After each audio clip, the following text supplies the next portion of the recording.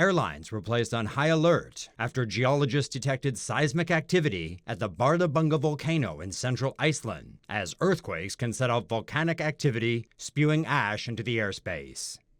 Once ash enters an aircraft engine, glass in the ash melts as it passes through the plane's combustion chamber, which operates at temperatures as high as 1,500 degrees Celsius. The molten glass particles then stick to the turbine blades and bring them to a standstill. This can cause the engines to stall. The particles in the ash can also block the petit tubes, which act as airspeed sensors. The blockage will give the aircraft false airspeed readings, which could be overlooked by the pilots.